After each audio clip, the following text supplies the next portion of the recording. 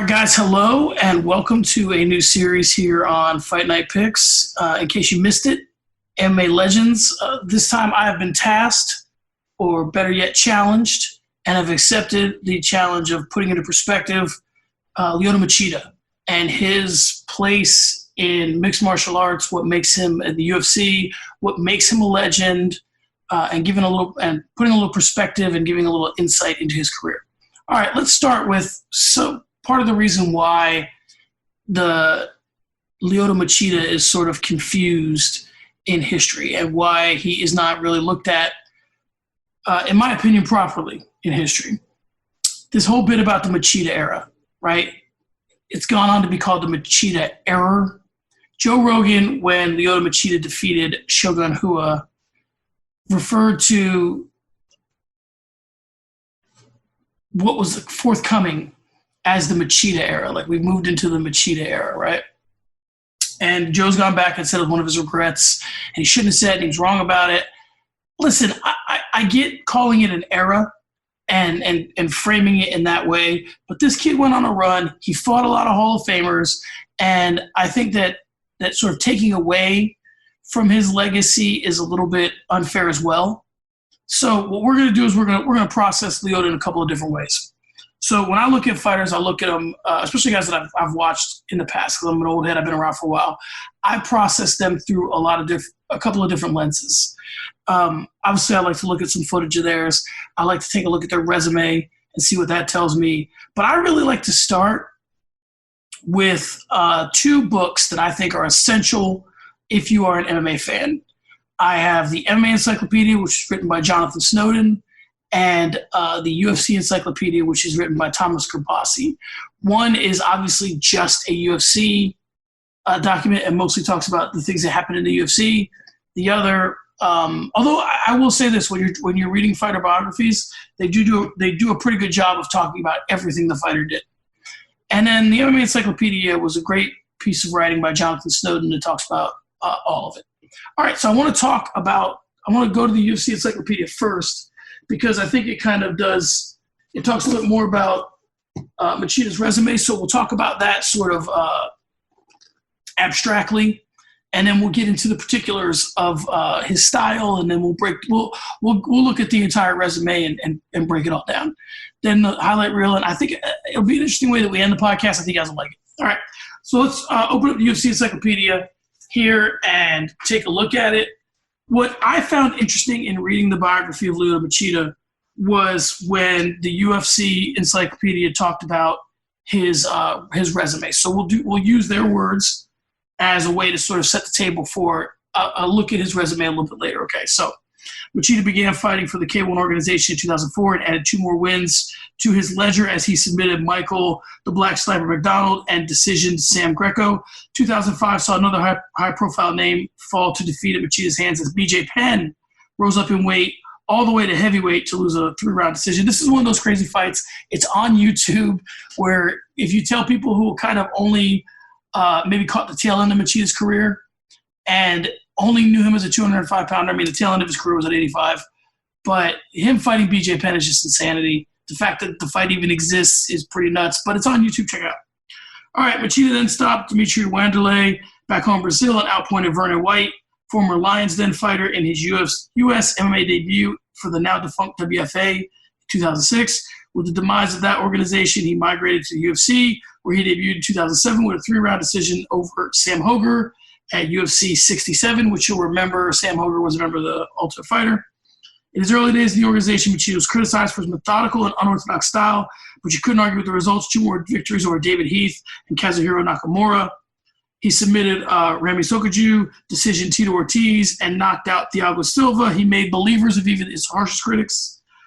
Next up was a world title shot, and with a 2nd-round knockout of Rashad Evans at UFC 98 in May of 2009, he announced to the world that karate is back. A 2-fight series with countryman Mauricio Shogun Hua was the first order of business for the new champion after winning the first bout via controversial decision. He was knocked out in the rematch at UFC 113 in 2010, costing him his belt and his unbeaten record. A 2nd consecutive loss followed, close decision to Quentin Rampage Jackson. And then at UFC 129, he knocked out Randy Couture with what is referred to sort of loosely as the crane kick. We'll get to all that, right? But this is a good way to sort of intro how he sort of started out and then made his way into the UFC. All right, now let's go to Snowden. We'll read some of his work, talking about Lyoto in the MMA Encyclopedia. And there's much more about Lyoto in the UFC Encyclopedia. So, again, I'm sure it's not cheap.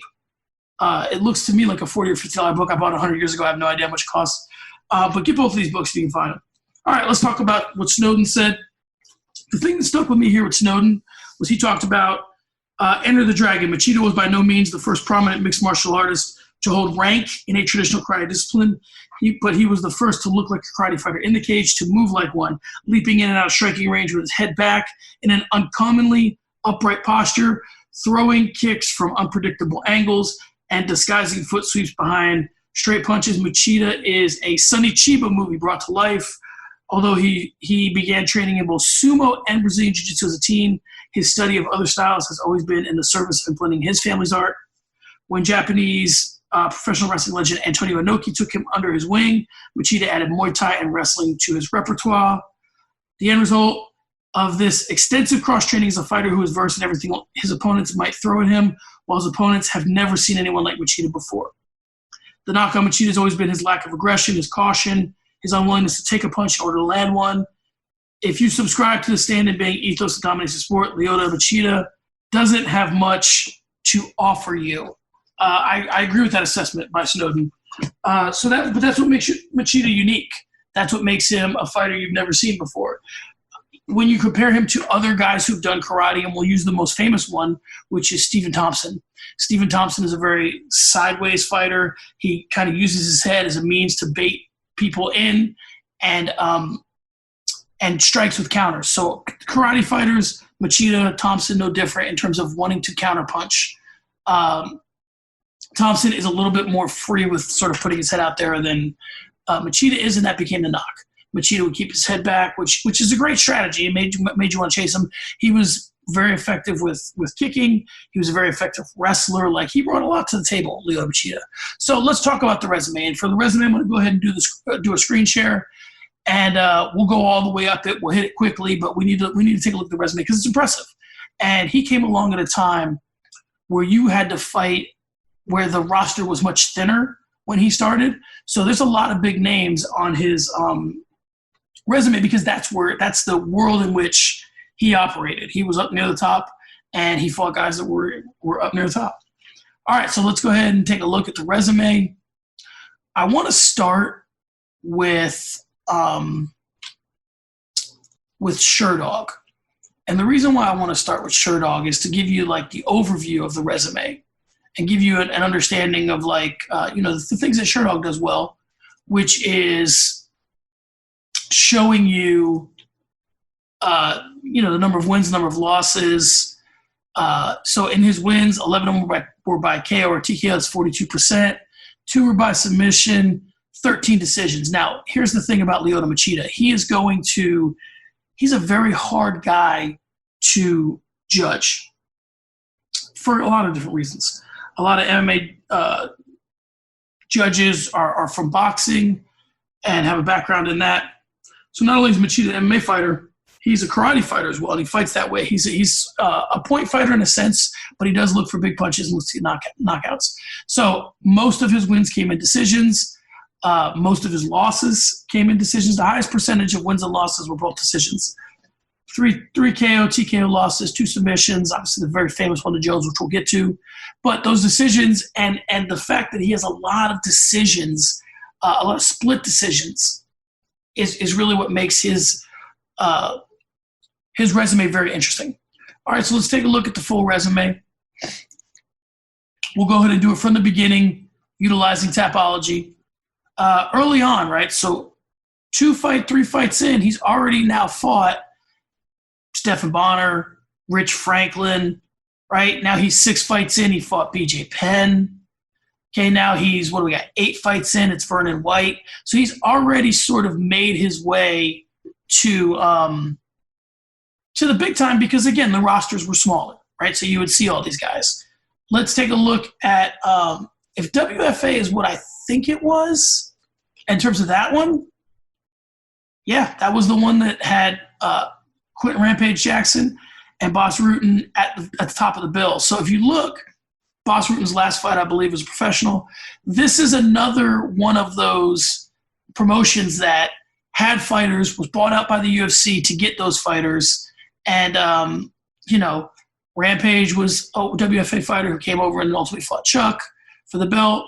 Boss Rutan, Lyoto Machida, Mayhem Miller, Rico Rodriguez. A lot of these guys were on. This is a very interesting Marvin Eastman, Martin Kampman. So even though this is probably a promotion most of you guys have not heard of, this might be an interesting card to go ahead and look back at. Getting back to Machida's resume, again, we talked about David Heath is a name that you don't hear nowadays, but back in the day, he was kind of a big deal. Sokaju, same thing. Not a guy you hear a lot about now. I mean, listen, this guy looked the part. He was ripped up. He had some big name wins. Went the distance with some high profile fighters. Next up, Tito Ortiz. So as you see, we're not but 12 fights into Machida's career, and he's now made it to the UFC. He is fighting Tito Ortiz, and he's an undefeated fighter. So I mean, he is on the path towards title contention. The next fight is Thiago Silva, who he knocks out. The next fight after that is for the belt, right? So he's in the promotion for, let's see, 1, 2, 3, 4, 5 fights. He gets Tito. The next fight is probably a title eliminator between him and Silva. He gets a high-profile knockout there. The next fight's Rashad for the belt. Takes the belt off Rashad in this fight. And number 17, greatest knockout of all time, it's the stanky leg. I'm sure we'll get to it when we look at the highlights. And then the next one, he fights Shogun and has a controversial decision. Again, this is another one of those fights where as you watch it, it's hard to tell who you think is really the more effective fighter. If my memory serves me correctly, I've always kind of been a little bit of a Shogun homer or fanboy or stan, whatever you want to call it. So I probably was pulling for Shogun in that fight. But I remember, there's fights where even if your guy is fighting, you might say, all right, the other guy looked good, right? But I remember this being a close fight, and I remember being disappointed with the win because the next fight is him and Shogun again. They remade it very quickly. It was the next fight for both guys, if I'm not mistaken. And Shogun gets the knockout. Now, the next fight's Quentin Rampage Jackson. All these fights, guys, are really great. They're all available on Fight Pass. It's good to go ahead and look back at Machida's career. So, if you're doing work and you want to say, okay, who's a guy in mixed martial arts that I don't know a lot about, that I want to know a lot about, this is your kind of guy. Quentin Rampage Jackson was a split decision. Then we get to the just when you're like wondering, okay, Rogan said the Machida era. It's clearly not the Machida era because I got the loss to who he gets knocked out. I got the split decision loss to Rampage. All right, Randy Couture is the fight that made us believers again. Crane kicks Randy Couture, knocks him out. This is a point in Randy's career where he still is a good enough fighter if we take a quick look at Randy. So let's look at the fights that were before Machida, and let's look at the fights that were after Machida. So if we scroll down Randy real quick, Machida is...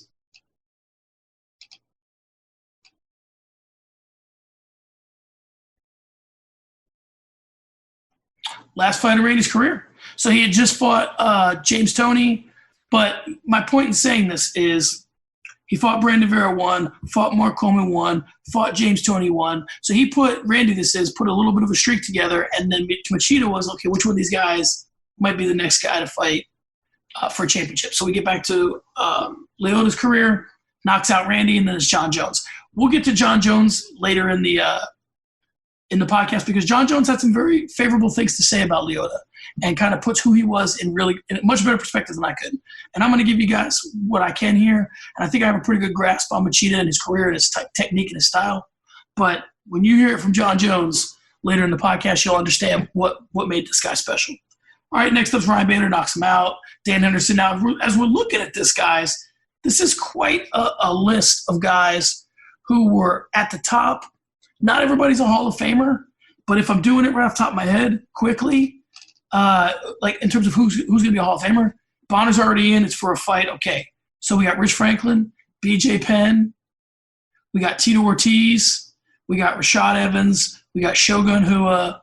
We got Randy Couture. We got Ryan Bader, who if he had Ryan Bader's put together a Hall of Fame career post UFC. He probably wouldn't have made the Hall of Fame based on what he did in the UFC, but he's a Hall of Famer. If there was a proper mixed martial arts Hall of Fame, Ryan Bader's a Hall of Famer. Dan Henderson's a Hall of Famer for sure. Phil Davis probably doesn't make it. Mark Munoz probably doesn't make it. Mousasi probably does. So let's get back to assessing the resume, and then we'll continue with the Hall of Fame talk. But knocks out Ryan Bader. Again, here's another split decision. Fights Phil Davis. Looked pretty good in the fight, but Davis gets to win. So then, okay, now we're like, all right, where am I at in the 205-pound division? He's kind of not really sure, right? So then it's Mark Munoz. Fights Mark Munoz, head kick knockout, back on track. Fights Gegard Mousasi, gets the unanimous decision. So now, okay, it's a little bit later in his career. Now it's time to fight former champion Chris Weidman. Actually, this is for the belt. So they're fighting for the belt. He loses to Weidman, but again, and we'll see this shortly, looks good, right? It has some moments where he's really putting on Weidman. This is, as you can see, not everybody's in love with Tapology in terms of what they do. I like him in terms of how they assess things. All right, so third best MMA fight of the year, 2014, 28th greatest middleweight fight of all time. All right, so we'll leave that as what it was. It was a fight of the night that night. All right, so he loses to Weidman for the belt, and then it's back to staying at middleweight, fights CB Dalloway.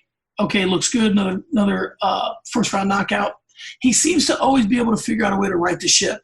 He has a loss and then comes out with a big highlight reel kind of knockout that gets him right back into the title picture. After that, it's Luke Rockhold gets choked out. It's Yoel Romero gets TKO'd. It's Derek Brunson, TKO'd. And then, again, we're staying at 85 and trying to see what we can put together. Fights Eric Anders, split decision win, which, I mean, honestly, he should have ran away with a fight like that. And then here we go again, another highlight reel. It's the front kick that just, I mean, this is the one where he knocked Vitor Belfort's face off and then bowed to him. So this guy's a gangster of the highest degree. Fights Carvalho, and now he transitions out of UFC, makes his way to Bellator. Fights Carvalho, looks good. It was a split decision. Fights Chael, second round, flying knee, and then ground and pounds him, and then ends his career up to this point with a split decision loss to Mousasi. So when he loses, very few guys have definitively beaten him. Shogun did, obviously. Rockhold did. Romero did. Brunson did. Those guys were later in his career in a different weight class. But it's not many guys that really got the drop on him in terms of as the resume looks. All right, so then this is what we have. All right, this is what we're looking at in terms of the resume. And again, if we're finishing this out, let's go back to what we said earlier. So Mousasi, MMA Hall of Famer. Weidman, MMA Hall of Famer. Dalloway, no. Rockhold, no. Romero, maybe. Brunson, no. Anders, no. Vitor's a Hall of Famer. Rafael Carvalho. Chael, you can make a case for. A lot of people will point to the losses. Chael fought a lot of big fights and had a lot of big, high-profile losses. But if you remove those big fights, he's a tough one. He's a tough one in terms of the Hall of Fame. I think most people would say no. If he would have held a belt even for a short period of time, you probably would have put him in the Hall of Fame. I think most people would say no. I'd probably put him in. And then it's ending with Mousasi. All right, let's get back to this. So the way we're going to end this is we're going to talk about a highlight reel.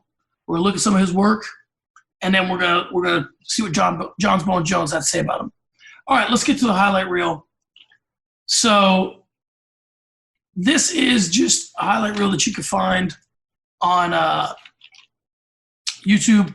I wanted to use a YouTube highlight reel for a lot of different reasons. One, to give shouts to whoever the person is that did it. And two, to just kind of give you an idea of what this guy was at his best and take a look at him. All right, so as we get the highlight reel rolling, he's coming out looking real hard, always came fit, always came on weight, a real professional. That's who Lyoto Machida was. All right, so the first thing we got here is we're seeing him in there. Always respectful, pre-fight. anyway, we're seeing him in there starting off.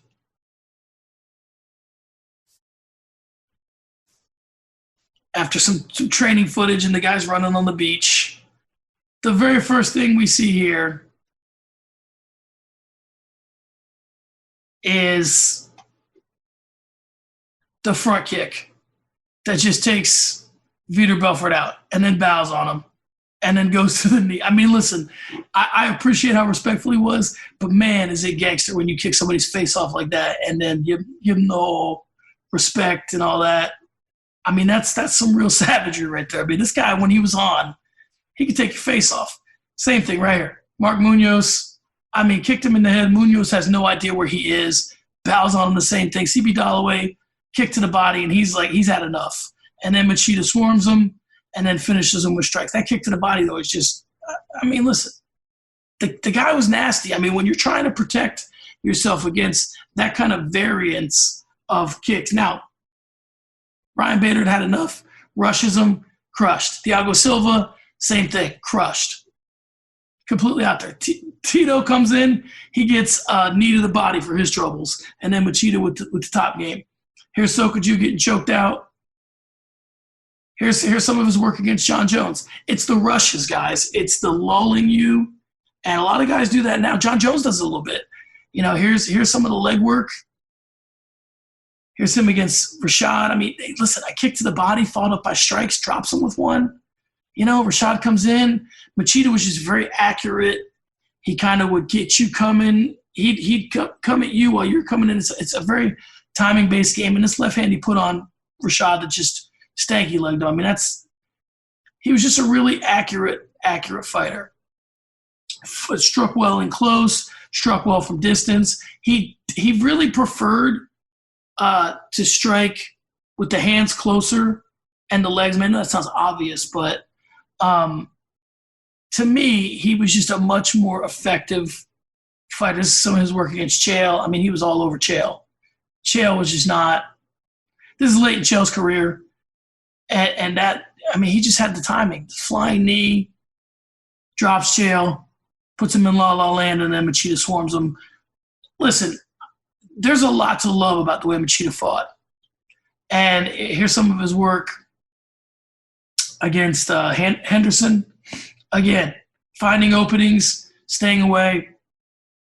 The beauty of that head back style was that he gave you the impression with the placement of his body that he was a lot closer to you than he in fact was. And when he was ready to play defense, he had his head back and could you know, here's some of his work against Weidman again. Fantastic fight. Weidman's the one that gets his hand raised, but he just looks great in what he's doing. Finding some openings, mixing it up, elbows, punches. I mean, he was a true A-limmer in the sense that he could kick you to the legs, body, and head. He would elbow you. He had great straight punches. He had great hooks. He was a good counter puncher. I mean, this guy brought a lot to the table. It's just that his style was such a timing-based style that if it wasn't there, it wasn't there. It's kind of like in basketball. If you're a jump shooter and you're living and dying by the jump shot, if the jump shot's not there, the jump shot's not there. Here's the Randy knockout. Saw it a couple times. He brings the one leg up, knocks him dead with the other. And Randy was just like out on his feet. You know, the where Randy was mentally on the plunge, if you will, to the canvas, who knows? Because it was just all over. Once he connected, the fall was just academics at that point. So listen, we saw a lot of work there from Machida, and he looked fantastic in doing it. I just think that there are guys who you can take a lot from what they brought to the table. It doesn't necessarily mean, again, if you're going to have a style that is based on timing, that is based on accuracy and all that, it's based on counterpunching, you are, in a sense, at the mercy of what your opponent is willing to give you, right? We saw that with Romero and Adesanya. If you are going to decide, to me, he fought a very similar style, a lot more active than Romero, but very much, I'm going to wait for you to come to me, and then we'll see what happens from there. Now, he could be an aggressive fighter. He could be a very offensive fighter at times, if necessary, but it was a lot of, like, pulling you in, and then going after you. So I think that if you look at Machida's body of work, and if you look at, and again, he's been criticized for this, and I won't let him off the hook for this. If you look at the way that he looked at the end of the fights, he did a good job of avoiding being hit. Right now, the criticism of that I've heard towards Machida in the past is that was him saying the point of karate is to hit and not get hit.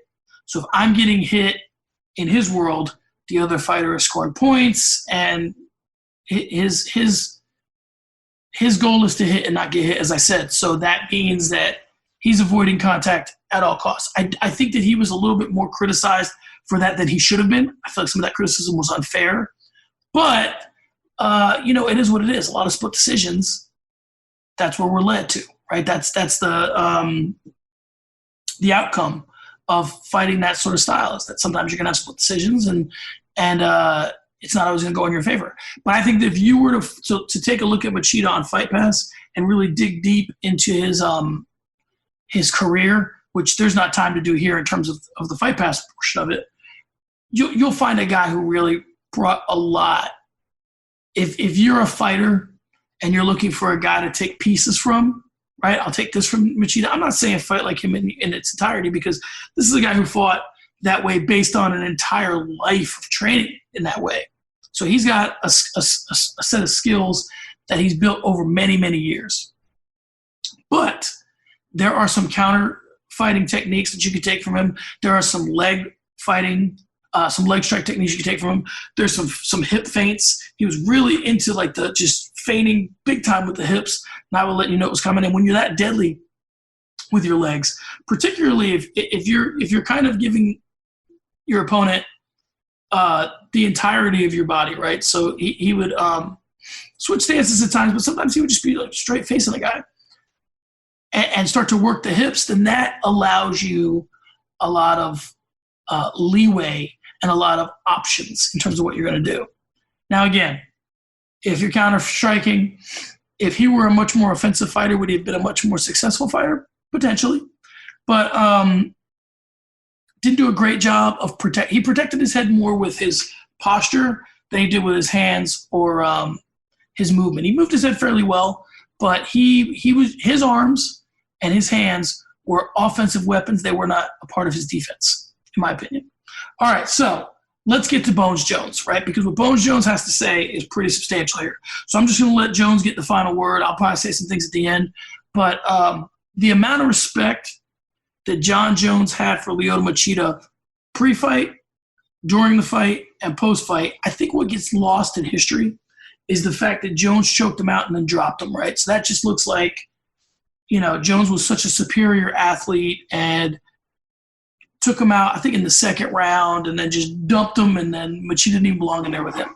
Well, a lot of factors come into that, right? He's a lot bigger than Machida is. So if he's doing a standing guillotine and lets him go, he's going to get dumped. That's just the way it is. So, but listen to what Jones has to say, and then understand that this is the praise coming from the greatest of all time.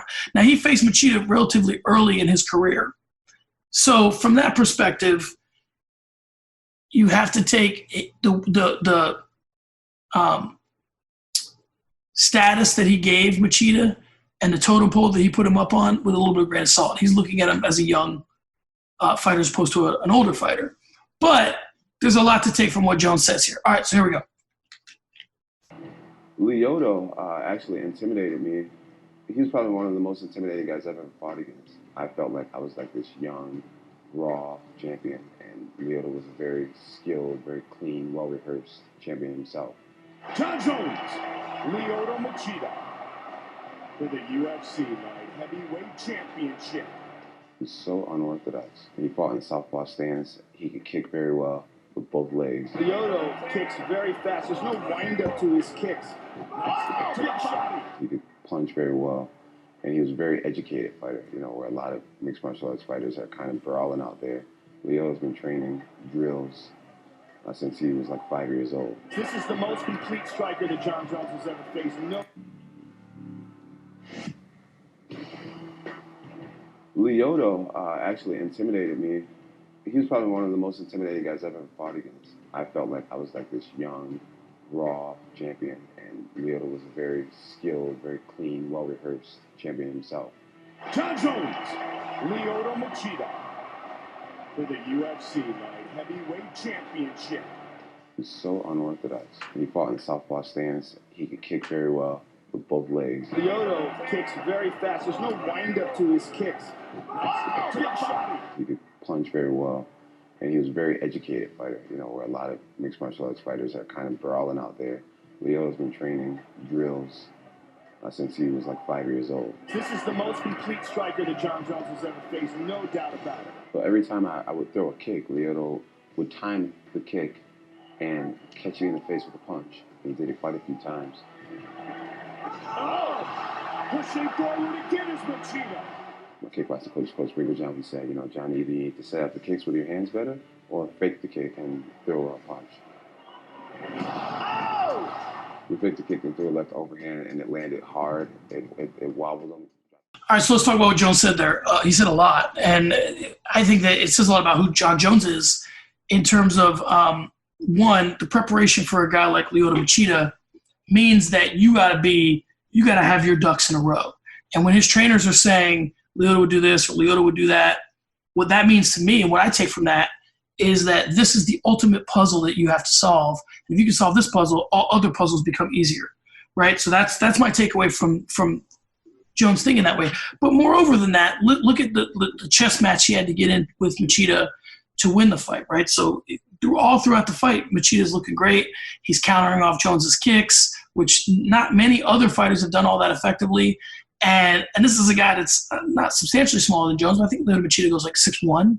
Jones is 6'5". So he's doing it as a smaller fighter, which is smart. So instead of countering his punches, he's countering his kicks. So then Jones had to play the chess game of, all right, well, if I fake a kick and I guess right on what he's countering with, and the guess here was, I'm going to fake a left kick. Lyoto is going to respond with a left straight. I will then counter it with my left. And that's the left that cracked him. So really, and now listen, once he cracked him, the whole notion that, or the whole thing about John Jones choking Machida out is that now that Machida's wobbled, he's dealing with a high-level guy who's an amazing athlete. So he gets swarmed on. It's a 6'5" guy who's got, tremendous jiu-jitsu. And then that's, as Lyoto's trying to clear the cobwebs, Jones is strangling him.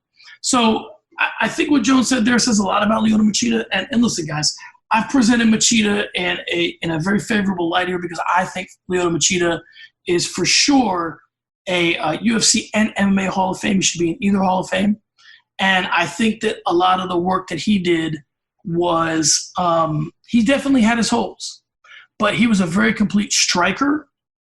And I think that if he were a little bit busier of a fighter, now listen, the busyness could have led to him getting knocked out more as well. But I personally think that he protected himself well enough that had he been busier, some of those split decisions would have went his way. But that wasn't his style, and that so we're left with what we're left with. But in the end, as we take another quick look, and I'll leave the camera on me and just look at this myself. In the end, we're left with a guy who was 26-9, right? Had one real bad run with the Weidman loss, the Dalloway win, and then Rockhold, Romero, and Brunson all losses. So we're left with a guy who maybe is a difficult guy to understand in terms of his technique. I hope I shed some light on it. But listen, 100% this guy's a legend. 100% this guy's a Hall of Famer. And if you have some time, and we all have some time now, take a look at some of his work in Fight Pass and tell me if I'm wrong. Hit the comments and say, listen, I think that, this is like one of those paintings or like a rock band that really everybody wants to say is better than they actually are. It's like if you guys think I'm being an MMA hipster on this one, and I want people to think that, Machida was better than he's been remembered because it somehow is like I'm too cool for school, let me know. I disagree. I think the body of work is there. I think the technique is there. Check him out. Let me know what you think. All right, guys, as always, make sure that you follow me at SM Cornerman. Craig can be followed at Craig Allen FNP. Follow Fight Night Picks. Like, subscribe, and tell your friends about all the content on Fight Night Picks. We will talk to you next time. Oh, also in the comments, tell me what you would change about the show, and who you think we should do next. All right, guys, talk to you later. Peace.